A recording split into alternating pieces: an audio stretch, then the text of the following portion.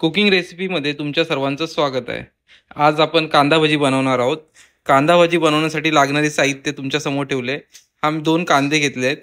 आम्ही दोघं जणच कांदे भजी खाणार आहोत म्हणून आम्ही 2 कांदे घेतले। हे धने पावडर, कोथिंबीर, हळद,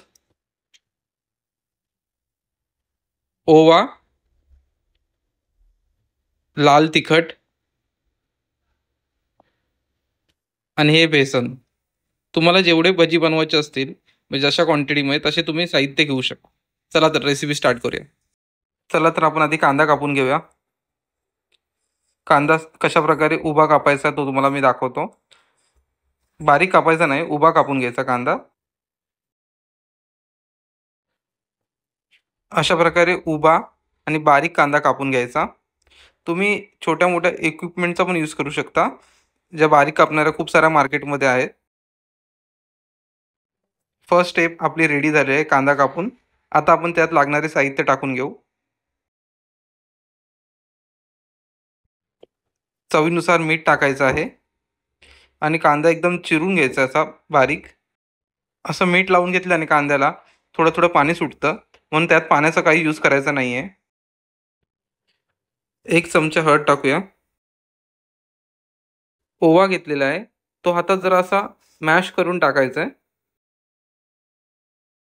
धने पावडर घेतली आहे 1 स्पून, ती टाकून घेतली आहे। थोडं लाल तिखट 1 स्पून,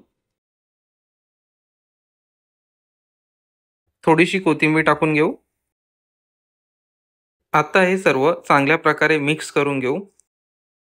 हे सर्व मिक्स केलेलं चांगल्या प्रकारे चुरून घेऊ। एकदम दाबून असं चुरून घ्यायचं जिथपर्यंत कांद्याला थोडंसं पाणी सुटत नाही। आता आपण ह्याच्यात बेसन ॲड करूया। हळू करून थोडं थोडं बेसन ॲड करायचं याच्यामध्ये, एकदम ॲड नाही करायचं का अंदाज येत नाही मग। अजून थोडं मी बेसन ॲड करतोय। मी यामध्ये जराही पाणी टाकलं नाही आहे। आपलं भजीचं पीठ रेडी झालेलं आहे। तेल गरम झालेलं आहे, पाहू शकता तुम्ही। आता आपण भजी सोडूया।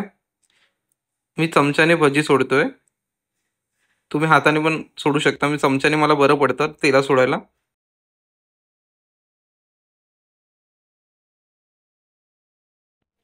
अशा प्रकारे आपले कुरकुरीत कांदा भजी रेडी झालेले आहेत। तुम्हाला माझी रेसिपी आवडली असेल तर माझ्या चॅनेलला सबस्क्राईब करा। Bye bye.